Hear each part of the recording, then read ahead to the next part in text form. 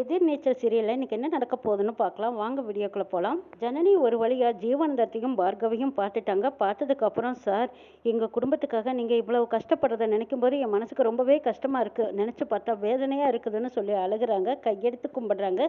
ஜனனி நீங்கள் ஒன்றும் அழுகாதீங்க, இப்போ வரைக்கும் நம்மளோட லட்சியமே பார்கவியை தர்ஷன் கூட சேர்த்து வைக்கணும். ஆனால் அதுக்காக என் உயிரை வேணாலும் நான் கொடுக்க தயாராக இருக்கேன், நீங்கள் இதை நினச்சி வருத்தப்படாதீங்கன்னு சொல்லி ஆறுதல் சொல்கிறாங்க ஜீவானந்தம். என்னதான் ஆறுதல் சொன்னாலும் பாதிக்கப்பட்டிருக்கிறது நீங்கள் தான். ஆனால் இதே இவ்வளவு பெரிய இழப்பை நாங்கள் என்ன செஞ்சாலும் அதை ஈடுகட்ட முடியாதே சார் அப்படின்னு சொல்லி ஜனனி ரொம்பவே வருத்தப்படுறாங்க. அழுகாதுங்க ஜனனி, முதல்ல பார்கவியை கூட்டிகிட்டு நம்ம இங்கேருந்து கிளம்புற வழியை பார்க்கலான்னு சொல்கிறாங்க ஜீவானந்தம். சார் வெளியில் இன்னும் அந்த ஆளுங்க நிற்கிறாங்க, அவங்க போகட்டும், அதுக்கப்புறமா நம்ம கிளம்பிக்கலான்னு சொல்கிறாங்க ஜனனி. இதை கேட்ட பார்கவி, என்னக்கா சொல்கிறீங்க, வெளியில் இன்னும் அந்த ஆளுங்க நிற்கிறாங்களா அப்படின்னு சொல்லி அவங்க போய் பார்க்க போகிறாங்க. பார்கவி, நீ இப்போ அவசரப்பட்டு போகாதம்மா, வெளியில் நம்மளை தான் எல்லாரும் கவனிச்சிட்டு இருக்காங்க, அவங்க நிற்கிற நோக்கத்தை பார்த்தா நம்மளை குறி வைக்கிற மாதிரி தான் தெரியுது, அதனால நம்ம போய் பார்க்க வேண்டாம், நம்ம இங்கேயே இருக்கலாம், இருக்கிற இடம் தெரியாமல் இருக்கலாங்கிறாங்க ஜனனி.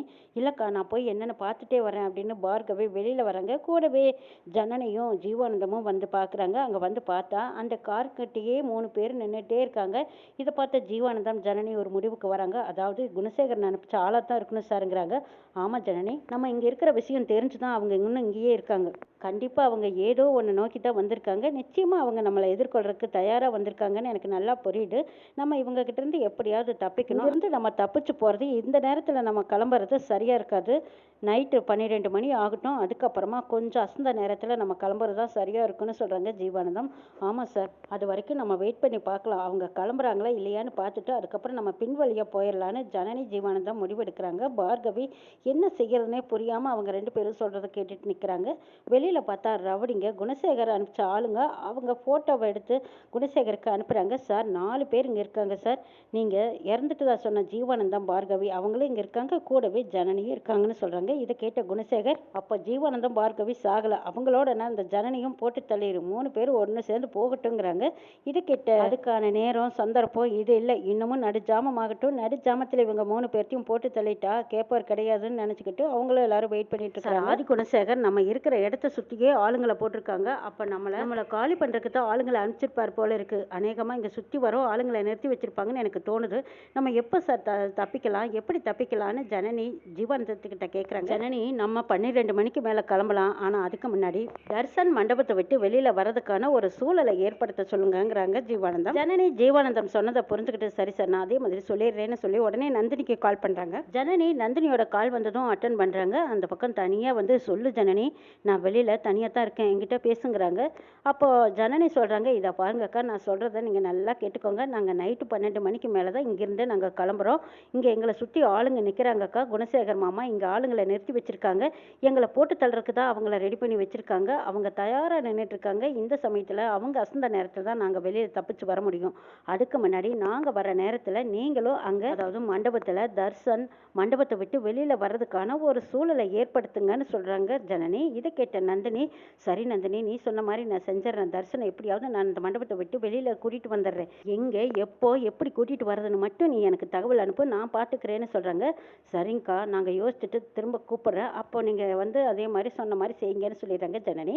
இது கேட்ட நந்தினி, சரி நான் இதை சக்திக்கிட்ட சொல்லிட்டுமாங்கிறாங்க. ஆமாக்கா, சக்தி பக்கத்துலேயே இருக்கான், சரி நீங்கள் சொல்லிடுங்க, ஆள் மாற்றி ஆள் பேசணுன்னா அவங்களுக்கு சந்தேகம் வந்துடும், நீங்கள் ஏதாவது சைடு கேப்பில் போய் சக்தி கிட்ட இந்த விஷயத்த சொல்லிடுங்க, சக்தி பார்த்து தர்சனை வெளியே அனுப்பிச்சு வைக்கட்டும், அதுக்கப்புறமா நீங்களும் எப்படியாவது அங்கேருந்து தப்பிச்சு வந்துடுங்கன்னு சொல்லிடுறாங்க ஜனனி. சரி ஜனனி, நான் இந்த விஷயத்த சக்தி கிட்ட சொல்கிறேன், நீங்கள் எல்லாரும் பாதுகாப்பாக பத்திரமா எச்சரிக்கையாக இருங்க, சொன்ன நேரத்தில் குறித்த மாதிரி நீங்கள் அங்கேருந்து வெளியில் கிளம்பிடுங்க, அவங்க கையில் சிக்கிடாதீங்கன்னு சொல்கிறாங்க, எச்சரிக்கை பண்ணுறாங்க நந்தினி.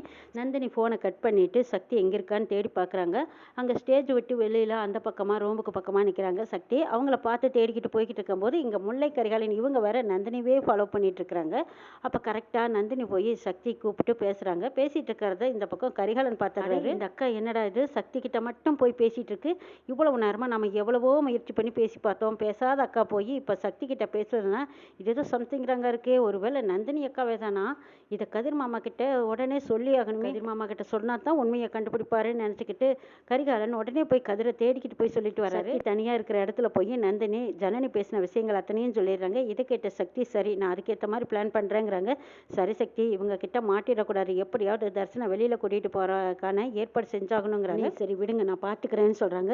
எப்படி சக்தி இவங்கள மீறி நம்ம தர்ஷனை வெளியில் கூட்டிகிட்டு போகிறதுங்கிறாங்க. விடுங்க பார்த்துக்கலான்னு ஏதோ ஒரு தைரியமாக சொல்கிறாங்க சக்தி. அப்போ ஜனனி எதுவும் தெரியாத மாதிரி ஸ்டேஜுக்கு வந்துடுறாங்க. சக்தி தர்ஷனுக்கு பக்கமாக வந்து நிற்கிறாங்க. அப்போ கரிகாலன் வேணுனே சக்தி கிட்ட வம்புக்கு வாயிலுக்கிறாங்க. என்ன சக்தி மாமா, ஆயிஷக்கா கிட்ட ஏதோ பேசிகிட்டு இருந்தீங்க போல இருக்கு. உங்களுக்கு தமிழே தற்குறைன்னு மாமா சொல்லியிருக்காரு. நீங்கள் பள்ளிக்கூடமே போனதும் இல்லையா? அப்படி இருக்கும்போது உருதெல்லாம் எப்போ கற்றுக்கிட்டீங்க? அந்த அக்கா கிட்ட உருது தானே பேசியிருப்பீங்க. அந்த அக்கா தான் தமிழ் தெரியாது. அப்படின்னா உங்களுக்கு உருது தெரிஞ்சால் மட்டும்தானே நீங்கள் அந்த அக்கா கிட்ட பேசியிருக்க முடியும். அப்படி என்னதான் அந்த அக்கா கிட்ட பேசுனீங்கன்னு கேட்குறாங்க. கரிகாலன், உங்களுக்கு உருது தெரியுதுன்னா ஆச்சரியமா இருக்குதுல்ல, எனக்கும் கொஞ்சம் 2 வார்த்தை சொல்லிக் கொடுங்களேன் அப்படின்னு கரிகாலன் வேணுனே வம்புக்கு போய் நிற்கும் போது கரிகாலன் பார்த்து சக்தி கன்னத்தில் பலார்னு ஒரு அறை விடுறாங்க. காது 2 கொய்ன்னு இழுக்குது. அப்போ எல்லாருமே வேடிக்கை பார்க்குறாங்க. என்னடா இது, இந்த கரிகாலன் எதுக்காக போய் சக்தி கிட்ட வேணுனே வம்பிழுத்துட்டு இருக்கான்? அவள் குடிச்சு போட்டு ஆடுறான், இவன் குடிக்காமையே போய் ஆடிட்டு இருக்கானா?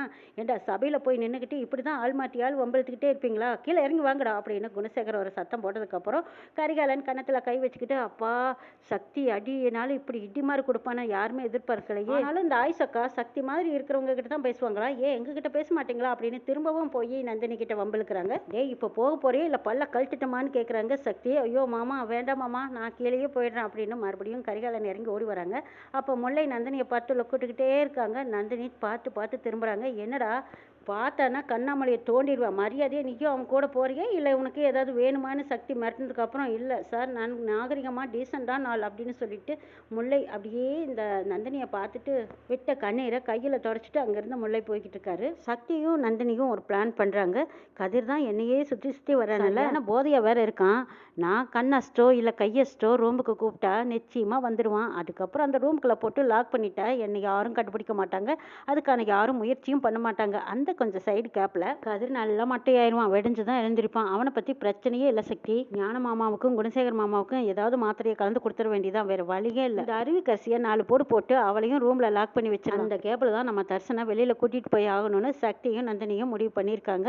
அதே மாதிரி தர்ஷனை ஏதோ ஒரு வழியாக நைட்டோட நைட்டாக வெளியில் கூட்டிகிட்டு போயிடுறாங்க. அந்த பக்கம் பார்கவியும் வந்து சேர்ந்துடுறாங்க. பார்கவியை வெளியில் கூட்டிகிட்டு வரதுக்குள்ளையா ஜனனி அங்கே வந்த ரவுடிங்களை அத்தனை பேர்ட்டையும் அடிச்சு நிமிஷம் பண்ணி அங்கேருந்து தப்பிச்சு அவங்க 2 பேர்த்தையும் பாதுகாப்பாக பத்திரமா வெளியில் கூட்டிகிட்டு வந்துடுறாங்க ஜனனி. ஜீவானந்தம் போட்ட திட்டப்படியே ஜனனி பார்கவியை கூட்டிகிட்டு அங்கே தர்ஷன் இருக்கிற மண்டபத்துக்கு பக்கமாக போகிறாங்க. மண்டபத்துக்கு பக்கமாக போயிட்டு ரேணுகாவுக்கு நந்தினிக்கும் ஃபோன் பண்ணுறாங்க. நந்தினி சக்தி 2 பேரும் எச்சரிக்கையாக தர்ஷனை வெளியில் கூட்டிகிட்டு வராங்க. ரேணுகா அங்கேருந்து அவங்க எல்லாத்தையும் சமாளிச்சிட்டு இருக்காங்க.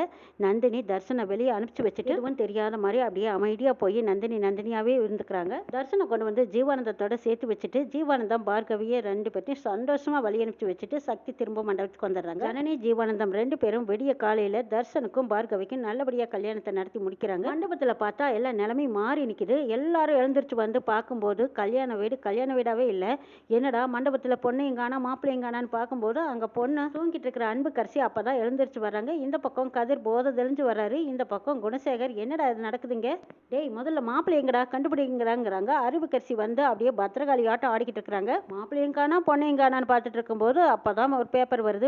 பேப்பர்லையும் சரி நியூஸ்லேயும் சரி பெரிய குல போலீஸ் பாதுகாப்போட பார்கவிக்கும் தர்ஷனுக்கும் கல்யாணம் நடந்து முடிஞ்சிருது. கூடவே பக்கத்தில் நம்ம ஜீவானந்தம் நந்தினி இருக்காங்க. தர்ஷனுக்கு கல்யாணம் முடிஞ்ச செய்தியை கேட்டதும் ஆடி குணசேகரன் அப்படியே அந்த இடத்துல பறக்கிற மாதிரி சரியான கோபத்தில் வேட்டியை உதறி கட்டிக்கிட்டு அப்படியே நடந்து வந்துட்டு இருக்காங்க. இங்கே கதிர் கோபத்தில் கொந்தளிச்சு நிற்கிறாங்க. ஆமாம் முதல்ல ஏன் பொண்டாட்டி எங்க அப்படின்னு நந்தினியை தான் தேடுறாங்க. நந்தினி அங்கே எதுவுமே தெரியாத மாதிரி அமைதியாக கன்னத்தில் கை வச்சு கொண்டிருக்காங்க. அருவிக்கரசி ஒரு பக்கம் பத்திரகாளியா வந்து குணசேகர்கிட்ட கேட்கக்கூடாத கேள்வியெல்லாம் கேட்டுட்டு இருக்காங்க. குணசேகருக்கு வந்ததே கோபம். அருவிக்கரசியை ஓங்கி பலார்னு ஒரு அறை விடுறாங்க. கல்யாணம் பேசின நாள்ல இருந்து நீயும் என்னென்னமோ கேட்டுக்கிட்டு தான் இருக்க, நானும் பொறுமையா போகுது சரி கல்யாணம் முடிட்டேன்னு பார்த்தேன். ஆனா ரொம்ப ஓவரத்தை ஆட்டம் போடுற முறகட்ட குடும்பத்துல சம்மந்தம் பண்ணனா இப்படிதான் நடக்கும். பையனை தேடுறதை விட்டுட்டு என்கிட்ட வந்து எகிரிக்கிட்டு நிக்கிறா பாரு அப்படின்னு மறுபடியும் பலார்னு ஓங்கி அறை விடுறாங்க. இல்ல மாமா எல்லாருமா சேர்ந்து என்னை ஏமாத்திட்டீங்க அப்படின்னு சொல்லிட்டு உருண்டு பரண்டு அழுதுட்டு இருக்காங்க அருவிக்கரசி. இந்த பக்கம் அன்புக்கரசி ஒரு பக்கம் அழுதுகிட்டு நிக்கிறாங்க. விசாலாட்சியோ தலை மேலே கை வச்சு உட்காந்துருக்காங்க. என் மவனை இப்படி அசிங்கப்படுத்திட்டு போயிட்டானே அப்படின்னு தலை குனிஞ்சு கொண்டிருக்காங்க விசாலாட்சி. கதிர் நந்தினியை பார்த்து முறைச்சு வந்து அவங்க கிட்ட சண்டை போட வந்துட்டு இருக்காங்க. ரேணுகாடே போடா போய் அப்படி உட்காரு, உங்க தொல்லையெல்லாம் தாங்க முடியாம தான் அவன் வாழ்க்கை அவன் தேடிக்கிட்டு போயிட்டான். இப்போ என்ன பண்ண போறீங்க, பேசாம அமைதியாக வீட்டுக்கு போங்க, போற வழியை பாருங்க. தர்ஷன் கல்யாணம் பண்ணிக்கிட்டேன்னு ரத்த கொதிப்புல கொதிச்சு போய் நின்று அப்படியே மாரடுப்பு வந்துட போகுது, மாரடுப்புல மண்டைய போட்டுட்டீங்கன்னு நியூஸ்ல பரவலா வரப்போகுது. அப்படி ஓரமா உட்காந்து ஆண்டு அமர யோசிச்சு சரி நம்ம விருப்பத்துக்கு மாறா அந்த பையன் விருப்பத்துக்கு ஏற்ற மாதிரி அந்த பொண்ணை கல்யாணம் பண்ணிக்கிட்டு நல்லா இருக்கட்டும்னு பெரிய மனசு பண்ணி வாழ்த்திட்டு உங்கள் வேலை என்னமோ அதை போய் பாருங்க, யோசிக்காமல் ஆடுனீங்கன்னா உங்கள் உடம்பு தான் டேஞ்சர்னு நந்தினியும் ரேணுகாவும் கிண்டல் அடிக்கிறாங்க. என்னடே சொன்ன மாதிரி சொன்ன நேரத்தில் அந்த ஜனனி பார்கவிக்கும் தர்ஷனுக்கும் கல்யாணத்தை பண்ணிட்டாங்கிற தெனாவட்டா திமிரா அப்படின்னு எகிரி பாஞ்சிக்கிட்டு வராங்க. இதுகளுக்கெல்லாம் எத்தனை தடவை சொன்னாலும் உரைக்காது கேடு கட்ட ஜென்மங்க அப்படின்னு நந்தினியும் ரேணுகாவும் அவங்கள திட்டிக்கிட்டே அதே இடத்துல ஓரமாக உட்காடுறாங்க.